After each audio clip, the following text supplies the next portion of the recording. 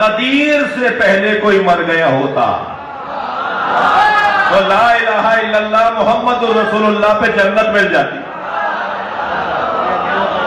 لیکن غدیر کے بعد لا الہ الا اللہ محمد رسول اللہ پہ جنت نہیں ملے گی، علی ولی اللہ پڑھنا پڑے گا۔ اسکالر کہلاتا ہو، چاہے ذاکر کہلاتا ہو، چاہے کچھ کہلاتا ہو، اور وہ کہے کہ غدیر سے پہلے لا الہ الا اللہ کہنے والے کی، محمد رسول اللہ کہنے والے کی بخشش تو ہو جائے گی، لیکن غدیر کے بعد لا الہ الا اللہ محمد رسول اللہ کے بعد علی ولی اللہ کہنے والے کی بخشش ہوگی۔ میں نے کہا تمیز کرنی چاہیے، اگر تمہارے ہاتھ میں سوشل میڈیا کا آلہ آ گیا تو اس کو غلط استعمال نہ کرو، کلمے میں ترمیم نہ کرو، کلمے میں اضافہ نہ کرو۔ تمہاری اپنی کتابوں میں، عقائد کی کتابوں میں لکھا ہے کلمہ یہی ہے، لا الہ الا اللہ محمد رسول اللہ، اسے شہادتین کہتے ہیں۔ یہ دو شہادتیں ہیں، تیسری شہادت تم نے کہاں سے داخل کر لی ہے؟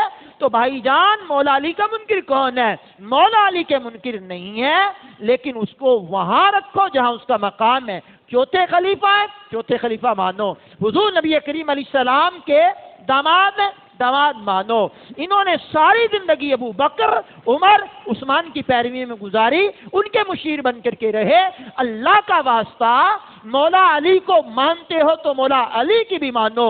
خود فرماتے ہیں جس نے مجھے ابو بکر اور عمر سے افضل کہا، میں اسے مفتری کذاب ہونے کی سزا میں 80 کوڑے ماروں گا۔